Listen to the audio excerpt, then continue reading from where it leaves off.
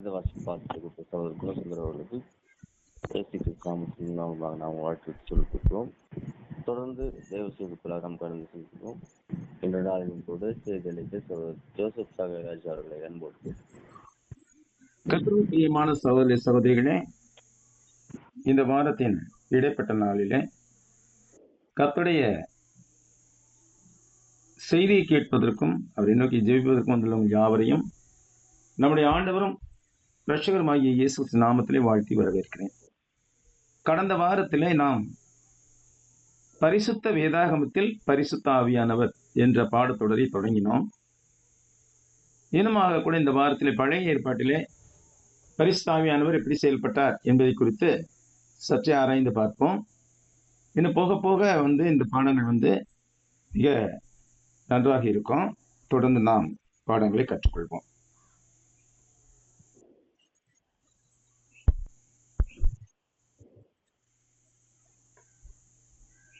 எலிசாவின் தீர்க்க தரிசன வாழ்வில், அவரது தொடக்க வாழ்வில் பரிசுத்த ஆவியானவர் எப்படி செயல்பட்டார் என்பதற்கு ஒரு குறிப்பிட்ட வசனத்தை நாம் எடுத்துக்கொள்வோம். அக்கினி ரதத்தில் எலியா பரலோகத்துக்கு எடுத்துக்கொள்ளப்பட்ட பின்பு உடனடியாக நடந்தவை பற்றி வேதாகமம் இவ்வாறு கூறுகிறது. பின்பு எலிசா எலியாவின் மேலிருந்து கீழே விழுந்த சால்வையை எடுத்து திரும்பி போய் யோர்தானின் கரையிலே நின்று எலியாவின் மேலிருந்து கீழே விழுந்த சால்வையை பிடித்து, எலியாவின் தேவனாகிய கர்த்தர் எங்கே என்று சொல்லி தண்ணீரை அடித்தான். தண்ணீரை அடித்த உடனே அது இரு பக்கமாக பிரிந்ததினால் எலிசா இக்கரைப்பட்டான். எரிகோவில் இதை பார்த்து கொண்டு நின்ற தீர்க்கதரிசியின் புத்திரர் அவனை கண்டவுடனே, எலியாவின் ஆவி எலிசாவின் மேல் இறங்கி இருக்கிறது என்று சொல்லி அவனுக்கு எதிர்கொண்டு போய் தரை மட்டும் குனிந்து அவனை வணங்கி, உமது அடியாரோடு 50 பலவான்கள் இருக்கிறார்கள். அவர்கள் போய் உம்முடைய எஜமானை தேடும்படி உத்தரவு கொடும். ஒருவேளை கர்த்தருடைய ஆவியானவர் அவரை எடுத்து, நல்ல கவனிங்க இந்த இடத்துல, ஒருவேளை கர்த்தருடைய ஆவியானவர் அவரை எடுத்து பர்வதங்களில் ஒன்றின் மேலாகிலும் பள்ளத்தாக்குகளில் ஒன்றிலாகிலும் கொண்டு போய் வைத்திருப்பார் என்றார்கள். அதற்கு அவன் அவர்களை அனுப்ப வேண்டாம் என்றான். அவன் சலித்து போகும் மட்டும் அவர்கள் அவனை அலட்டி கொண்டிருந்தபடியால் அனுப்புங்கள் என்றான். அப்படியே 50 பேரை அனுப்பினார்கள். அவர்கள் 3 நாள் தேடியும் காணாமல் எரிகோவில் இருந்த அவனிடத்துக்கு திரும்பி வந்த போது அவன் இவர்களை பார்த்து, போக வேண்டாம் என்று நான் உங்களுக்கு சொல்லவில்லையா என்றான். இந்த வசன பகுதியில 16ஆம் வசனத்துல சொல்ற ஒரு சொற்றொடரை கவனிப்போம். ஒருவேளை கர்த்தருடைய ஆவியானவர் அவரை எடுத்து, கர்த்தருடைய ஆவியானவர் தேவனுடைய சித்தத்தின்படியாக ஒரு நபரை ஒரு இடத்திலே வைக்க முடிந்திருந்தது. இன்னும் எசேக்கியேலுக்கு போகும்போது நான் விரிவாக பார்ப்போம். அதை கர்த்தருடைய ஆவியானவர் பல செயல்களை செய்பவராய் இருந்தார். ஆதியிலே தேவன் வானத்தையும் பூமியும் உண்டாக்கின போது பூமியின் ஆழத்திலே இருள் இருந்தது. ஜலத்தின் மீது தேவ ஆவியானவர் அசைவாடி கொண்டிருந்தார் என்று நாம் பார்க்கின்றோம். அந்த அசைவாடுதல் என்ற இயக்கத்திலிருந்து தொடங்கி இன்று மட்டும் கூட ஆவியானுடைய கிரியை பல வகைகளிலே இருக்கிறது. ஆனால் ஒவ்வொரு யுகம் தோறும், ஒவ்வொரு காலங்கள் தோறும் ஆவியானுடைய கிரியை வித்தியாசப்பட்டதாய் இருக்கிறது. அதை நாம் புரிந்து கொண்டால், நாம் புரிந்து கொண்டுதான் இருக்கிறோம். அதை இந்த பெந்தகோஸ்தேக்காரர்கள் புரிந்து கொண்டால் இவ்வளவு சச்சரவுகள், இவ்வளவு பிரச்சனைகள் இருக்காது. அவர்கள் என்ன நினைக்கிறார்கள், அந்த காலத்துல எப்படி இருந்துச்சோ அதே மாதிரிதான் இன்னைக்கு ஆவியானவர் செயல்பட்டு கொண்டிருக்கிறார் என்று நினைக்கிறார்கள். ஆவியானுடைய கிரியை தேவனுடைய சித்தப்படியாக காலத்திற்கு காலம் மாறுபட்டு இருக்கிறது. யோபு சொல்லும் போது சொல்லுகிறார், யோபு 33:4, யோபு சொல்லல, எலிகோ சொல்லுகிறார், தேவனுடைய ஆவியானவர் என்னை உண்டாக்கினார், சர்வ வல்லவருடைய சுவாசம் எனக்கு உயிர் கொடுத்தது. எலிகோ கூறிய இந்த வசனம் படைப்பில் பரிசுத்த ஆவியானவரின் பங்கை எடுத்து காட்டுகிறது. மேலும் இது நாம் யாவரும் உயிர் வாழ்க்கைக்காக தேவனை சார்ந்திருக்கும் கருப்பொருளான ஜீவசுவாசத்தை அடிக்கடி கோடிட்டு காட்டுகிறது. ஆதியிலே மனிதனை உண்டாக்கும் போது தேவன் மண்ணினால் மனிதனை உண்டாக்கி ஜீவ சுவாசத்தை அவன் நாசியிலே ஊதினார் என்று கண்டோம். சர்வவல்லவரான தேவனுடைய சுவாசமே சகலருக்கும் உயிர் கொடுக்கிறது. இயேசுவும் கூட யோவான் 6:63 சொன்னாரு. இத தமிழ்ல அக்ரிணை பொருள் மாதிரி போட்டிருக்கிறாங்க. ஆனால் கிரேக்கத்திலையும் இங்கிலீஷ்லயும் இதை கரெக்டா போட்டிருக்கிறாங்க. It is the spirit who gives life. ஆவியானவரே உயிர்ப்பிக்கிறார் என்று சொல்லப்படுகிறது. ஆனால் தமிழ்ல ஆவியே உயிர்ப்பிக்கிறது என்று சொல்லி மொழிபெயர்க்கப்பட்டிருக்கிறது. ஆனால் கிரேக்கத்திலே பார்க்கும் பொழுதும் ஆங்கிலத்திலே பார்க்கும் பொழுது இது சரியான மொழிபெயர்ப்பாக அங்கே இருக்கிறது. கிரேக்கத்திலே ஒரிஜினல் கிரேக்கத்திலையும் ஆங்கில மொழிபெயர்ப்பிலையும் the spirit who gives life, the spirit which gives லைஃப்னு சொல்லல. விச்னாக்கா அது அக்ரிணை பொருளுக்கு பயன்படுத்துறது, அதாவது நபத்துவம் இல்லாத சாதாரண உயிரற்ற பொருட்களுக்கு பயன்படுத்துவது அல்லது மிருகங்களுக்கு பயன்படுத்துவது. அதுக்கெல்லாம் இட்டுங்கிற வார்த்தை பயன்படும். ஆனா இங்க ஹூ விச்சுங்கிற வார்த்தை இங்க பயன்படுத்தல, ஹூங்கிற வார்த்தை தான். ஹூனாக்க யாருன்னு அர்த்தம். அப்ப யாருன்னா ஒரு நபரை குறிக்கிறது. ஆவியானவரே உயிர்ப்பிக்கிறார் என்றுதான் வர வேண்டும் அந்த இடத்துல பேசலாம். ஆவியானவரை உயிர்ப்பிக்கிறார், மாம்சமானது ஒன்றுக்கும் உதவாது. நான் உங்களுக்கு சொல்லுகிற வசனங்கள் ஆவியாயும் ஜீவனாயும் இருக்கிறது என்று கூறினார். அடுத்தது எசாயா 11:2 இயேசுவை குறித்ததான ஒரு தீர்க்க தரிசனம் அங்கே சொல்லப்படுகிறது. ஞானத்தையும் உணர்வையும் அருளும் ஆவியையும், ஆலோசனையையும் பலனையும் அருளும் ஆவியையும், அறிவையும் கர்த்தருக்கு பயப்படுகிற பயத்தையும் அருளும் ஆவியும் ஆகிய கர்த்தருடைய ஆவியானவர் அவர் மேல் தங்கியிருப்பார். யார் மேல? இயேசுவின் மேல தங்கியிருப்பார் என்று தீர்க்க தரிசனமாக உரைக்கப்பட்டது. ஆக ஞானத்தையும் உணர்வையும் ஆலோசனையையும் பலனையும் அறிவையும் கர்த்தருக்கு பயப்படுகிற பயத்தையும் அருளுகின்றவர் யார்? கர்த்தருடைய ஆவியானவர். ஆக அவர் ஒரு நபராகத்தான் இருக்கிறாரே தவிர அவர் ஒரு சக்தியாக மாத்திரம் இருப்பது கிடையாது. அப்ப அவர் ஆண்டவரை இயேசு கிறிஸ்துவின் மேல் ஞானம், உணர்வு, ஆலோசனை, பலன், அறிவு, கர்த்தருக்கு பயப்படுகிற பயம் இவை யாவற்றையும் அருளினார் என்று சொல்லப்படுகிறது. அடுத்து நம்ம பார்க்கும்போது ஏசாயா 59 ரட்சிக்க கூடாது கர்த்தருடைய குருவி போகும் இல்லை, கேட்கக்கூடாது அவருடைய செவி மந்தாமல்லை என்று தொடங்குறது இல்லையா? அந்த அத்தியாயத்திலே பார்க்கும்போது 19ஆம் வசனத்துல, அப்பொழுது சூரியன் அஸ்தமிக்கும் திசை தொடங்கி கர்த்தரின் நாமத்துக்கும் சூரியன் உதிக்கும் திசை தொடங்கி அவருடைய மகிமைக்கும் பயப்படுவார்கள். வெள்ளம் போல சத்துரு வரும்போது கர்த்தருடைய ஆவியானவர் அவனுக்கு விரோதமாக கொடியேற்றுவார். கொடியேற்றுறதுன்னா பேனர் காமிக்கிறது, நாங்க தான் ஜெயிச்சிட்டோம் அப்படிங்கிற அந்த கொடி வச்சு கொடியேற்றுறது. அப்ப கர்த்தருடைய ஆவியானவர் என்று சொல்லும் போது இங்கேயும் ஆவியானவர் நபத்துவம் தான் குறிப்பிடப்படுகிறது. ஏன்னா பல பெந்தகோஸ்து இப்ப கூட இந்த முதல் நான் சொன்ன போன வாரம் பேசின அந்த ஆடியோவை கேட்டுட்டு ஒரு எசேக்கியல் சண்முகவேல்னு ஒரு பிரதர், என்னங்க இப்படி பைத்தியகாரமா பேசுறீங்க, பரிசுத்தாவி ஒரு சக்தி தாங்க, அது நபரு கிடையாதுங்க அப்படின்னு அவரு ஒரு நீளத்துக்கு ஒரு காரியம் கொடுத்திருக்காரு. பாருங்க, இந்த மாதிரி கிருத்தனமா நிறைய பேர் செஞ்சுட்டு இருக்காங்க. ஆக கர்த்தருடைய ஆவியானவர் என்பது நபர் தான். தேவத்துவத்தில தேவன் ஒருத்தர் தான், ஆனால் தேவத்துவத்திலே மூவர் இருக்கிறார்கள், பிதா, குமாரன், பரிசுத்தாவியானவர். அடுத்து லூக்கா 4:18 கர்த்தராகிய இயேசு கிறிஸ்து நாசரேத் ஊரில ஜெபாலயத்திலே வாசித்த அந்த வசனம் எசாயா 61:1 சொல்லப்பட்டிருக்குது. கர்த்தராகிய தேவனுடைய ஆவியானவர் என் மேல் இருக்கிறார், சிறுமைப்பட்டவர்களுக்கு, அதுக்கு அடுத்தது முக்கியம், இந்த பாடத்துக்கு முக்கியம் இல்லை, கர்த்தராகிய தேவனுடைய ஆவியானவர் என் மேல் இருக்கிறார் என்று சொல்லுகிறார் அந்த இடத்துல எசாயா. இது இந்த வசனத்தை வாசித்து ஆண்டவரை இயேசு கிறிஸ்து நாசரேத் அந்த வசனத்தை வாசிச்சு கடைசியில என்ன சொன்னாரு? நீங்கள் கேட்க வாசித்த இந்த வேத வாக்கியம் இன்று நிறைவேறிற்று அப்படிங்கிறார். அப்ப அவர் தம்மை குறித்துதான் அந்த வசனம் சொல்லுகிறது என்று சொல்லி உரைக்கிறார். ஆக ஆவியானவர் என்று சொல்லுகின்றதுனாலே அங்கே ஒரு பர்சன், அவர் ஒரு பர்சன், அவர் நபர் தான் என்பது நிரூபணமாகுது. அடுத்தது எசாயா 63:14 பார்க்கும்போது கர்த்தருடைய ஆவியானவர் அவர்களை பள்ளத்தாக்கிலே போய் இறங்குகிற மிருக ஜீவன்களைப் போல இளைப்பார பண்ணினார். இளைப்பார பண்ணுகிறார் மக்களை கர்த்தருடைய ஆவியானவர். ஆக இந்த வசனங்கள் எல்லாமே வந்து கர்த்தருடைய ஆவியானவர் ஒரு நபராக இருக்கிறார் என்பதை நமக்கு நன்றாக சுட்டி காண்கிறது. இன்னும் அதிகமாக பார்க்க போனால் எசேக்கியேல் 8ஆம் அதிகாரத்துல, அந்த அதிகாரத்துல நாம் வந்து மிக அற்புதமான ஒரு காரியத்தை பார்க்கிறோம். எசேக்கியேல் 8ஆம் அதிகாரம் தொடக்க வசனங்கள். கொஞ்சம் பொருங்க எடுத்துக்க.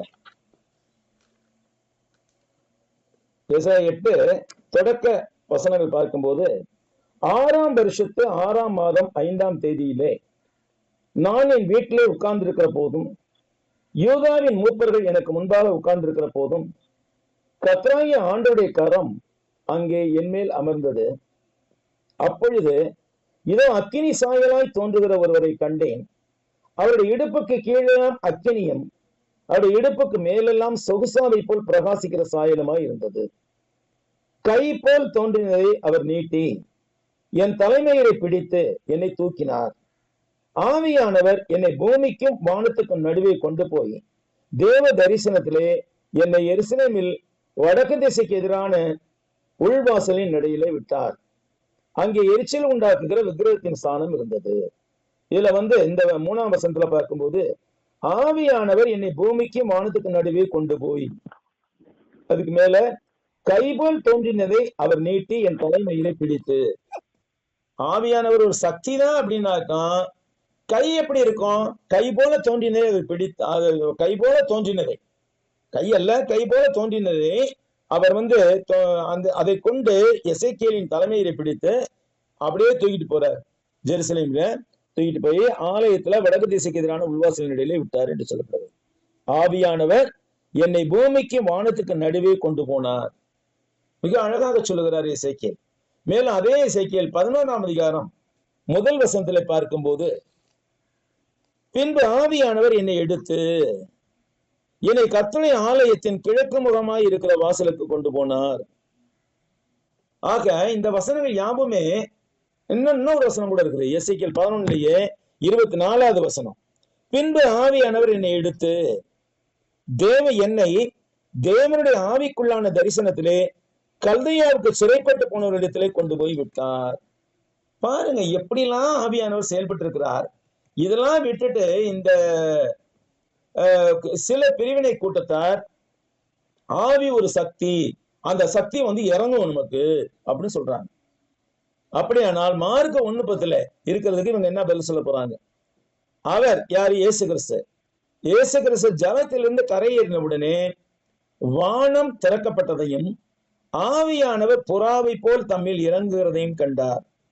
ஆவியானவர் எந்த வடிவம் என்னாலும் எடுக்க முடியும். ஆவியானவர் புறாவை போல் அங்கே இயேசு கிறிஸ்து மேல் இறங்கினார். அடுத்து நம்ம பார்க்க அதே மார்க்ல 1:12 உடனே ஆவியானவர் அவரை வனாந்திரத்திற்கு போகும்படி ஏவினார்.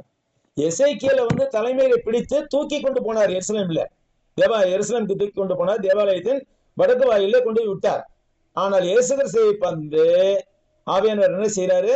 அவரை வனாந்திரத்துக்கு போகும்படி ஏவினார். அவரை தூக்கிட்டு போகல, தலையில முடிய பிடிச்சு தூக்கிட்டு போகல, மாறாக அவரை வந்து ஆவியானவர் ஏவினார் என்று சொல்லுகிறார். பல வகையான செயல்களை செய்ய முடிகிறது ஆவியானவரால். அடுத்து பரிசுத்த ஆவியானவர் ரூபம் கொண்டு ஒரு புறாவை போல அவர் மேல் இறங்கினார்.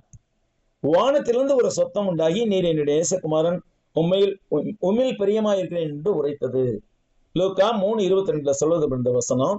இந்த வசனத்தை பார்க்கும்போது பிதா, குமாரன், பரிசுத்தாவியானவர் 3 நபர்களையும் அங்கே நாம் பார்க்கின்றோம். இயேசு கிறிஸ்து இங்கே யோர்தான் நதியிலே ஞானஸ்நானம் பெற்றிருக்கிறார். அப்பொழுது பரிசுத்த ஆவியானவர் ரூபம் கொண்டு புறாவை போல் அவர் மேல் இறங்குகிறார். அது அல்லாமல் வானத்திலிருந்து ஒரு சத்தம் உண்டாகி, நீர் என்னுடைய நேசகுமாரன், உம்மில் பிரியமாய் இருக்கிறேன் என்று உரைத்தது. சிலர் சொல்லுவாங்க பரிசுத்த, அதாவது தேவன் எப்படின்னாக்கா, தேவன் வந்து தேவனாய் இருந்து வானத்தை வந்து கட்டளை எல்லாம் கொடுத்து கொண்டிருந்தார். மக்கள் கேட்கல, அதனால குமாரனாக வந்தார். குமாரனாக இங்க வந்துட்டு இங்க பாடுபட்டார், இவங்களை சிலுவையில் அடிச்சிட்டாங்க. அதனால இப்ப ஆவியானவர் பேசியிருக்கிறாரு. இது எவ்வளவு ஒரு பைத்தியகாரத்தனமான உபதேசம். ஏனென்றால் பிதா, குமாரன், பரிசுத்தாவி 3 பேரும் எப்போதுமே இருக்கிறார்கள். பிதாவா இருந்துட்டு குமாரனா வந்தாராம், அப்புறம் குமாரன் வந்துட்டு இப்ப ஆவியா இருக்கிறாராம். அப்படின்னா அவங்க என்ன கான்செப்ட கொண்டு வர்றாங்க? பிதா இருக்கிற போது குமாரனும் ஆவியும் கிடையாது, குமாரன் இருக்கிற போது பிதாவும் ஆவியும் கிடையாது, பரிசுத்த ஆவி இருக்கிற போது பிதாவும் குமாரனும் கிடையாது. அப்படி ஒரு பைத்தியகரமான கோட்பாட்டை சிலர் கொண்டிருக்கிறார்கள். அவங்க அது ஏதோ உதாரணம் சொல்றாங்கன்னா, பாருங்க, ஐஸ் கட்டி இருக்குது, ஐஸ் கட்டி தண்ணி ஆகுது, தண்ணியை சுட வச்சா ஆவி ஆகுது. அது மாதிரிதான் ஐஸ் கட்டிங்கிறது பிதாவாகிய தேவன், தண்ணிங்கிறது குமாரனாகிய இயேசு கிறிஸ்து, ஆவிங்கிறது பரிசுத்த ஆவியானவர். இது எவ்வளவு ஒரு பைத்தியகரமா முட்டாள்தனமான கோட்பாடா இருக்கிறது பாருங்க. இங்க பரிசுத்த ஆவியானவர் ரூபம் கொண்டு ஒரு புறாவை போல் அவர் மேல் இறங்கினார் என்று சொல்லப்படுகிறது. யார் மேல? இயேசு மேல. அப்ப இயேசும் இங்க இருக்கிறார், பரிசுத்த ஆவியும் இறங்கி வருகிறார். அது அல்லாம வானத்திலிருந்து சத்தமும் உண்டாகி, யாருடைய சத்தம் அது? தேவனுடைய சத்தம் தானே. நீர் என்னுடைய நேசகுமாரன் சொல்றார். என் நேசகுமாரன் என்று உரிமையாக சொல்லக்கூடிய அந்த உரிமை யாருக்கு மாத்திரம்தான் இருக்கிறது? பிதாவுக்கு மாத்திரம்தான் இருக்கிறது. ஏன்னா பிதாவுடைய ஒரேக்காரன குமாரன் இயேசு கிறிஸ்து. அப்ப அவர் சொல்றாருங்க, நீர் என்னுடைய நேசகுமாரன், உண்மையில் பிரியமா இருக்கிறேன் என்று உரைத்தது. அடுத்து நம்ம பார்க்கும்போது லூக்கா 12:12 நீங்க என்ன பேசுவோம் ஏது பேசுவோம்னு சொல்லி கவலைப்படாமல் இருங்க. அப்போஸ்தலர் சொல்றார், நீங்கள் பேச வேண்டியவைகளை பரிசுத்த ஆவியானவர் அந்நேரத்திலே உங்களுக்கு போதிப்பார் என்றார். அப்ப போதிக்கிற வேலையே செய்கிறார் யாரு? பரிசுத்த ஆவியானவர் ஏவுகிறார், அவரே தூக்கி கொண்டு போகிறார், அதோட கூட போதிக்கிறார். இங்க நீங்கள் பேச வேண்டியவைகளை பரிசுத்த ஆவியானவர் அந்த நேரத்திலே உங்களுக்கு போதிப்பார். நீங்க எதை பேசுவோம், அதாவது அதிகாரிகள் முன்னிலையும் அதிபர்கள் முன்னிலையும் உங்களை விட்டுவிட வேண்டும். உங்களை கொண்டு போய் நிறுத்தும் போது நீங்க எதை பேச வேணும் அப்படின்னு யோசிக்காதீங்க. நீங்க பேச வேண்டியவைகளை பரிசுத்த ஆவியானவர் அந்த நேரத்தில் உங்களுக்கு போதிப்பார். அப்போ ஒரு நபராக இல்லாட்டி எப்படி பரிசுத்த ஆவியானவர் போதிக்க முடியும்? அப்புறம் ஆவியானவர் இயேசு கிறிஸ்துவில் இறங்கி வந்ததை பற்றி யோவான் 1:32 யோவான் சாட்சியாக சொன்னதை பார்க்கிறோம். ஆவியானவர் புறாவை போல் வானத்தில் இருந்தீங்க, இவர் மேல் தங்கினதை கண்டேன். அடுத்து அதை யோவான் ஸ்நானன் சொல்றாரு, யோவான் 1:33 நானும் இவரை அறியாதிருந்தேன். யாரை? இயேசு கிறிஸ்துவை.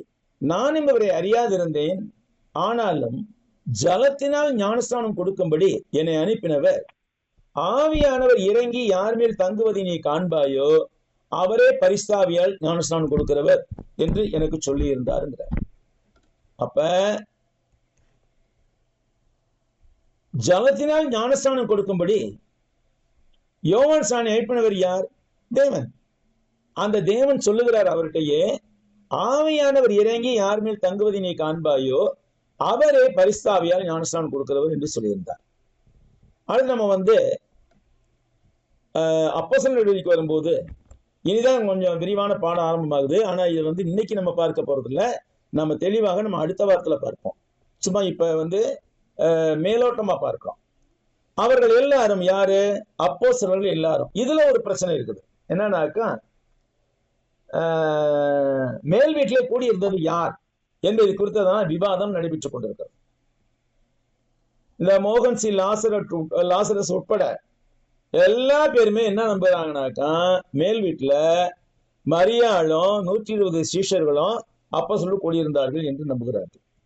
ஆனால் அது எவ்வளவு ஒரு அறியாமையுள்ள போதனை என்பது அப்போஸ்தலர் 1ஆம் அதிகாரத்தின் கடைசி வசனத்தையும் 2ஆம் அதிகாரம் முதல் வசனத்தை சேர்த்து வாசிக்கும் போதுதான் தெரியும். இந்த அதிகார பகுப்பு, வசன பகுப்பு என்பது 1300 ஆண்டுகளுக்கு பிற்பாடு வந்ததுதான். அதுக்கு முன்னாடி அப்போஸ்தலர் நடவடிக்கைகள் ஒரே புக்கா தான் இருக்கும். அதிகாரம் வசனம் எல்லாம் பிரிச்சு போட்டிருக்காது, வரிசையா தான் போட்டுக்கிட்டே போயிட்டு இருக்க அவங்க பாட்டுக்கு. அப்ப அங்க அது யாரோ ஒருத்தர் பேர் சொல்லுவாங்க, அந்த பேரை மறந்துட்டேன் நானு. அவர் தான் வசன அதிகாரங்களாகவும் வசனங்களாகவும் பகுத்தார் 1300ஆம் ஆண்டுக்கு மேல. அது வரைக்கும் ஒரே பேராகிராஃபா தான் இருந்தது ஒவ்வொரு புக்கும். அப்படி சொல்லும் போது நம்ம வாசி பார்க்கணும். பின்பு அவர்களை குறித்து சீட்டு போட்டார்கள். சீட்டு மத்தியாவின் பேருக்கு விழுந்தது. அப்பொழுது அவன் 11 அப்போஸ்தலனை சேர்த்துக் கொள்ளப்பட்டான். பெந்தகோஸ்தே நாள் வந்த போது அவர்கள் எல்லாரும் ஒருமனப்பட்டு ஒரு இடத்துல கூடியிருந்தார்கள். இந்த அவர்கள் எல்லாரும் எதை குறிக்கிறது? 120 பேரை சேர்த்து குறிக்குதா, இல்ல அப்போஸ்தலனை மாத்திரம் குறிக்குதா? அதுக்கு முந்தின வசனம் என்ன சொல்லுது? அவர்களுக்கு சீட்டு போட்டார்கள். சீட்டு மத்தியாவின் பேருக்கு விழுந்தது. அப்பொழுது அவன் 11 அப்போஸ்தலனை சேர்த்துக் கொள்ளப்பட்டான். அவர்கள் எல்லாரும். அப்ப யாரு தான்? தெளிவா இருக்குது. இன்னும் பின்னாடி இந்த 2ஆம் அதிகாரத்துல வசனம் பார்க்கும்போது நிறைய சமயத்துல நமக்கு அந்த அவர்கள் என்பது அப்போஸ்தலர்கள் தான் என்பது நமக்கு நிரூபணமாகும். அப்புறம் அடுத்து பார்க்கும்போது அப்போஸ்தலர் 8ஆவது அதிகாரம் 29வது வசனத்துல பிலிப்பு கிட்ட சொல்றார் ஆவியானவர். இங்க ஆவியானவர் பிலிப்பை இயக்குகிறார். இவரே தூக்கிட்டு போய் ரதத்திட்ட விடல. ஆனா ஆவியானவர் நீ போய் அந்த ரதத்துடனே சேர்ந்து கொள் என்று பிலிப்புடனே சொன்னார். அங்கே பணிந்து கொள்ளபடி எருசலேமுக்கு வந்திருந்த எத்தியோப்பியன் ஒருவன், எத்தியோப்பிய மந்திரி என்ன செய்யறான்? திருப்பி தன்னுடைய ஊருக்கு போயிட்டு இருக்கிறான். அப்ப அந்த எத்தியோப்பிய மந்திரியை ஆண்டவருக்குள்ளாக்க வேண்டும் என்ற எண்ணம் தேவனுக்குள்ளாக இருந்தது. எனவே ஆவியானவரை அனுப்பி பிலிப்பிடத்திலே பேச சொல்லுகிறார். அப்ப பிலிப்பிடத்தில் வந்த ஆவியானவர் அவரை தூக்கிட்டு போய் விடல எத்தியோப்பிய மந்திரி கிட்ட. மாறாக ஆலோசனை சொல்லுகிறார். நீ போய் அந்த ரதத்துடனே சேர்ந்து கொள் என்று சொல்லுகிறார். அதுக்கப்புறம் பார்க்கும்போது ஞானஸ்நானம் பெற்றதுக்கு அப்புறம் அந்த எத்தியோப்பிய மந்திரி ஞானஸ்நானம் பெற்றதுக்கு அப்புறம் அவர்கள் தண்ணீரிலிருந்து கரையேறின போது கர்த்தருடைய ஆவியானவர் பிலிப்பை கொண்டு போய்விட்டார். இங்கே தூக்கிட்டு போயிடுறார். ஆனா முதல்ல ஏவனார், நீ போய் அந்த ரதத்துடனே சேர்ந்து கொள் என்று சொல்லி எழுதினார். ஆனால் ஞானஸ்நானம் பெற்ற உடனே பிலிப்பை கொண்டு போயிட்டார். யாரு? ஆவியானவர். மந்திரி அப்புறம் அவனை காணாமல் சந்தோஷோடு தன் வழியே போனான் என்று சொல்லப்படுகிறது. அடுத்து பேதுரு தோல் பதன்ற சீமோன் வீட்டிலே, யோப்பா பட்டணத்திலே கடற்கரை ஓரமாக தோல் பதன்ற சீமோன் வீட்டிலே தங்க மேல் வீட்டிலே ஜெபம் பண்ணி கொண்டிருக்கிறார். அப்ப கீழே அவருக்கு உணவு தயாரித்துக் கொண்டிருக்கிறார்கள். அப்ப அவனுக்கு ஒரு தரிசனம் உண்டாகிறது. நமக்கு எல்லாம் நல்லா தெரியும் இதை பத்தி. அப்போஸ்தலர் 10ஆம் அதிகாரத்திலே அந்த பகுதி வருகிறது. அங்கே மிகுந்த பசியடைந்து சாப்பிட மனதா இருந்தான். அவர்கள் ஆயத்தம் பண்ணுகையில் அவன் ஞான திருஷ்டி அடைந்தான். அப்ப அங்க என்ன நடந்துச்சுங்கிறது நமக்கு தெரியும். அதுவல்ல நம்ம படிக்கவிருக்கிறது. இங்க 19ஆம் வசனத்துல பேதுரு அந்த தரிசனத்தை குறித்து சிந்தனை பண்ணி கொண்டிருக்கையில் என்ன தரிசனம் கண்டார்? அவரு பர்வதத்திலிருந்து ஒரு கூடி இறங்கி இருந்தது. எல்லா மிருகங்களும் ஜீவன்களும் அதுல இருந்தது. பேதுருவை நோக்கி, பேதுருவே எழுந்து அடித்து புசி என்று சொல்லி சத்தம் உண்டாயிடுச்சு. ஆனால் பேதுரு தீட்டம் அஸ்தமான ஏதொன்றின் வாயில் நுழைந்ததில்லை ஆண்டவரே அப்படிங்கிறார்.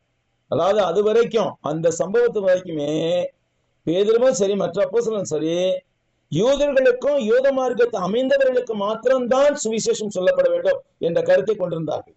பிரஜாதியாருக்கும் சுவிசேஷத்தை அறிவிக்கவில்லை இவர்கள் எல்லாரும். மாறாக யூதருக்கும் யூத மார்க்கத்தை அமைந்தவருக்கும், அதை கிரேக்கர்கள் என்று சொல்வார்கள். அப்போஸ்தலர் 4ஆம் அதிகாரத்தில் இந்த கிரேக்கரானவர்கள் கிரேக்க விதவைகள் சரியாக கவனிக்கப்படவில்லை என்று எபிரேயருக்கு எதிராக முறுமுறுத்தார்கள் சொல்றோம்னா, அது கிரேக்கர்கள் இல்ல. கிரேக்கர்கள் வேற இனங்களில் இருந்து யூத மார்க்கத்தை அமைந்தவர்கள். அதை மொத்தமா ஜென்ரலா கிரேக்கர்னு சொல்லுவாங்க, ஜெண்டர். அப்ப இங்க இந்த சம்பவம் வரைக்கும், பேதுருவுக்கு மேல் வீட்டுல இந்த கூடு போன்ற தரிசனம் கிடைத்த அந்த சம்பவம் வரைக்கும், அந்த நிகழ்வு வரைக்கும் பேதுருவும் சரி அப்போஸ்தலரும் சரி சுவிசேஷம் யூதருக்கும் யூத மார்க்கத்தை அமைந்தவர்களுக்கு மாத்திரமே ஆனது என்று சொல்லி நம்பிக்கொண்டிருந்தார். அதனால இந்த தரிசனத்தை வச்சு சிந்தித்துக் கொண்டிருந்தார். யாரு? பேதுரு. எதுக்கு இந்த மாதிரி சொல்றாரு ஆண்டவரு? என்ன சொல்றாரு ஆண்டவரு? தேவன் சுத்தமாக்கினவைகளை நீர்த்தீட்டாக எண்ணாதே என்று 3 தரம் அவருக்கு தரிசனம் உண்டாயிடுச்சு. 3ங்கிறது ஒரு முக்கியமானது. 1க்கு 2 தரம், 2க்கு 3 தரம் அப்படின்னு சொல்றோம். ஆக இந்த இடத்திலே பேதுரு அந்த தரிசனத்தை குறித்து சிந்தித்துக் கொண்டிருந்தான். எதுக்காக ஆண்டவர் இப்படி தரிசனத்தை கொடுத்திருக்கிறாரு? புரியல ஒண்ணும் உனக்கு. இப்ப அங்க கொர்நேலிய வீட்டுக்கு போகும்போதுதான் புரியும் அவருக்கு. இங்க ஒண்ணும் புரியல. அப்ப ஆவியானவர் சொல்றாரு அவர்கிட்ட, இதோ 3 மனுஷர் உன்னை தேடுகிறார்கள். நீ எழுந்து இறங்கி ஒன்றுக்கும் சந்தேகப்படாமல் அவர் உடனே கூட போ, நானே அவர்களை அனுப்பினேன் என்று அவனுக்கு சொன்னார். நீ ஒண்ணுக்குமே சந்தேகப்படாதப்பா. கீழே 3 பேர் வந்திருக்கிறாங்க அவனை தேடிக்கிட்டு. யாரு? கொர்நேலியுக்கு வந்தவங்க. கொர்நேலியுக்கு ஒரு தரிசனம் காட்டினார் ஆண்டவர். ஒரு தூதன் வந்து அவன்கிட்ட சொன்னான். இதுக்கு முன்னாடி நம்ம பார்க்கிறோம். அந்த கொர்நேலியுவை சொல்லும் போது தூதன் வந்து என்ன சொல்றாரு? உன் ஜெபங்களும் உன் தர்மங்களும் தேவனுக்கு நினைப்பூடுதலாக ஒரு சந்நிதியில் வந்துட்டு இருக்கிறது. நீ யோப்பா பட்டணத்துக்கு மனுஷரை அனுப்பி பேரின் மறுவீர் கொண்ட சீமோனை எழுப்பி அவன் வந்து உனக்கு என்ன செய்ய வேண்டும் என்று சொல்லுவான் என்று சொல்லுகிறார். மனிதர்களை எப்படியெல்லாம் பயன்படுத்துகிறார் பாருங்கள் தேவன். அப்ப கொர்நேலியு என்ன செய்தான்? தன்னிடத்தில் தன் வீட்டு மனுஷர்கள் 2 பேரையும் தன்னிடத்தில் சேவிக்கிற போர்ச்சியவர்கள் தேவபக்தியில ஒருவனையும் அழைத்து, தன் வீட்டு மனுஷர்கள் 2 பேரை அழைக்கிறான். அதோட கூட தன் கீழே பணியாற்றுகிற போர்ச்சவர்கள தேவபக்தியில போர்ச்சவனை செலக்ட் பண்றான். இந்த 3 பேரும் தான் அங்க வந்திருக்கிறாங்க. எங்க ஸ்தோல்பதன சீமோன் வீட்டுக்கு. அப்போ கீழே இறங்கி வர போது பேதுரு அந்த தரிசனத்தை குறித்து சிந்தனை பண்ணி கொண்டிருக்கையில் ஆவியானவர் இதோ 3 மனுஷர் உன்னை தேடுகிறார்கள் என்று சொல்லுகிறார். ஆவியானவர் நடத்துகிறார், கைட் பண்றார். எல்லா விஷயத்திலையும் கைட் பண்ணி கரெக்டா ஒரு நபரை கொண்டு வந்து சேர்க்கிறார். பிரியமானவர்களே, நிச்சயமாகவே ஆவியானவர் நம்மை வழி நடத்துகிறார். நான் என்னுடைய சொந்த வாழ்க்கையிலிருந்து கூட ஒரு உதாரணத்தை கொடுக்க முடியுது. 86ஆம் ஆண்டு நான் பிஎட் பண்ணி கொண்டிருக்கிறேன். அந்த பிஎடுக்கு போனதே தனி கதை. நான் பாளையங்கோட்டில் படிக்கணுங்கிறது ஆண்டவருடைய சித்தமா இருக்கிறது. அப்பவே வந்து எனக்கு கர்த்தருடைய வசனம் அறிவிக்கப்பட்டது. பாளையங்கோட்டையில என் கூட படிச்ச ஒரு பேங்க்ராஸ்னு ஒருத்தர் படிச்சாரு. அப்புறம் அப்பவே கிறிஸ்து சபையில இருந்தவர். அவர் வந்து என்கிட்ட சொன்னார், சகாயம், உங்ககிட்ட இருக்கிற விசுவாசம் பக்தி எல்லாம் நிறைய இருக்குது, ஆனா நீ இருக்கிற சபை சரியில்லை, நீ என் கூட வா, உனக்கு உண்மையான சபையை காண்பிப்பேன். அடா போயா, இல்ல நீங்க எல்லாம் இந்த கத்தோலிக்குங்கிற குட்டையில ஊர்ன மட்டையை தான் எல்லாம் வெளியில போயிட்டு பேசியிருக்கீங்களாக்க. இதே வார்த்தையை தான் சொன்னேன் நான். வெளியில போயிட்டு பேசியிருக்கீங்களாக்க. கத்தோலிக்கத்தை காட்டிலும் பெரிய சபையும் கிடையாது, கத்தோலிக்கத்தை காட்டிலும் முந்தின சபையும் எதுவும் கிடையாதுன்னு சொல்லிட்டு இருந்தேன். ஆனா அடுத்த 5 ஆண்டுகளிலே ஆண்டவர் என்னை பல வழிகளில் அலைக்கழித்து பிறகு ஆண்டவருடைய சபைக்குள்ளாக வந்து சேர்த்தார். பிரியமானவர்களே, உண்மையிலே ஆவியானவர் நினைத்து விட்டால் எதையுமே யாருமே தடுக்க முடியாது, நாமே தடுக்க முடியாது. அவர் நம்மை கூப்பிடும் போது நாமே தடுக்க முடியாது. ஆக இங்கே பேதுருவை கொண்டு கொர்நேலியுவை மீட்க வேண்டும், அதோடு கூட பேதுருவுக்கும் ஒரு பாடம் புகட்ட வேண்டும் என்பதுதான் தேவனுடைய நோக்கமா இருந்தது. ஏனென்றால் பேதுருவும் மற்ற அப்போஸ்தலர்கள் என்ன செஞ்சிருக்கிறாங்க? யூதர்களுக்கும் யூத மார்க்க அமைந்தவர்களுக்கு மட்டும்தான் நற்செய்தி சொல்லிக் கொண்டிருக்கிறார்கள். வேற யாருக்கும் நற்செய்தி சொல்லல. வானத்தின் கீழெங்கும் பல நாடுகளிலிருந்து வந்திருந்த யாரு? யூத மக்கள். பெந்தகோஸ்தே நாளன்று அங்கே கூடி இந்த மக்கள் யார்? அங்க பண்டிகைக்காக வந்திருந்த மக்கள். பெந்தகோஸ்தே நாளன்று அங்கே பண்டிகைக்காக வந்திருந்த மக்கள் யாரு? யூதர்கள், யூத மார்க்கத்தை அமைந்தவர்கள். வேற யாரும் வரமாட்டாங்க. அப்ப அவர்களுக்கு தான் அங்கே அவர்களுக்கு வசனத்தை உபதேசித்தார்கள். அந்த உபதேசமானது 10 ஆண்டுகளாக தொடர்ந்து யூதருக்கும் யூத மார்க்கத்தை அமைந்தவர்களுக்கு மாத்திரமே சொல்லப்பட்டது. வேறு யாருக்கு பிரஜாதிகளுக்கு ரட்சிப்பு கிடையாதுன்னு தான் நினைச்சுக்கிட்டு இருந்தாங்க. ஆனால் இங்க கொர்நேலியு வீட்டுக்கு போறாரு. கொர்நேலியு வீட்டுக்கு போகும்போது அங்க போய் பேசுறார். யூதனானவனுக்கு என்ன செய்யுது?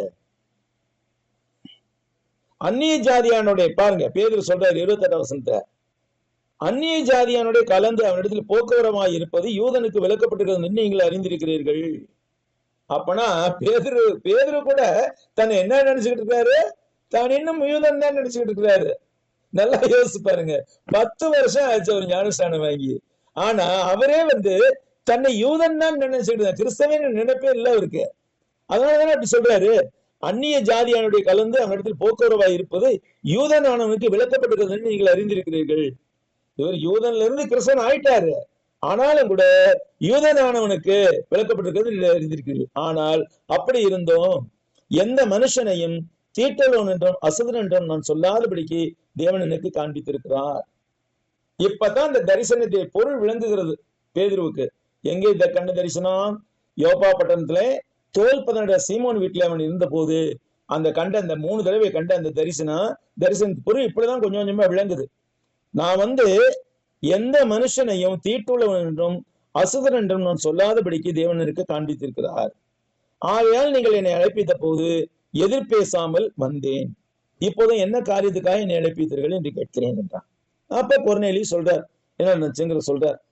அப்ப என்ன செய்யறாரு,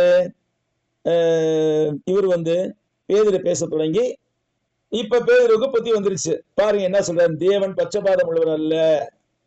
எந்த ஜனத்துல ஆயினும் அவருக்கு பயந்து நீதி செய்கிறவன் எவனோ அவனே அவருக்கு உகந்தவன் என்றும் நான் நிச்சயமா அறிந்திருக்கிறேன். அப்ப இப்பதான் புறஜாதிகளுக்கும் சுவிசேஷம் சொல்லணுங்கிற ஒரு அக்கறை பேதுருவுக்கே வந்தது. அப்ப இங்க தொடர்ந்து பார்க்கும்போது இதை பற்றி திருப்பி அப்போஸ்தலர்களுக்கு அறிக்கையை கொடுக்கும்போது பேதுரு என்ன சொல்றான்னு பார்ப்போம். நான் ஒன்றுக்கும் சந்தேகப்படாமல் அவரோட கூட போகும்படி ஆவியானவர் கட்டளையிட்டார் அப்படிங்கிறார். அப்ப ஆவியானவர் ஆலோசனை சொல்லுவார், தூக்கி கொண்டு செல்வார், கட்டளையிடுவார், வழி நடத்துவார், எல்லாமே செய்வார். அவர் பல வகைகளிலே செயல்படுகிறார். அப்ப நான் ஒன்றுக்கு சந்தேகப்படாமல் அவர்களோட கூட போகும்படி ஆவியானவர் கட்டளையிட்டார். சகோதராகிய இந்த 6 பேர் என்னோட கூட வந்தார்கள். அந்த மனுஷனுடைய வீட்டில் பிரவேசித்தோம். நான் பேச தொடங்கின போது பரிசுத்த ஆவியானவர் ஆதியிலே நம்மில் இறங்கினது போல அவர்கள் மேலும் இறங்கினார். இது ரொம்ப ரொம்ப முக்கியமான ஒரு வார்த்தை. பரிசுத்த ஆவியானவர் எப்படி இறங்கினாரா? ஆதியில இறங்கினது போல நம்மில் இறங்கினார். இந்த இடத்துல நாம் நிறுத்திக் கொள்வோம். இது என்ன என்பதை நாம் அடுத்த வாரத்துல விளக்கமாக பார்ப்போம். சகோதரே, நேரமாகிவிட்டது. நன்றி சகோதரர்களே, நன்றி. நன்றி சகோதரே. இவ்வளவு நேரமாக வேதம் சென்று ஆலோசனை வழியே சகோதரர்கள் கிறிஸ்து நாமத்தை வாழ்த்து தெரிவித்துக் கொள்கிறோம். ஜெப விண்ணப்பங்களுக்காக நாம் வருவோம்.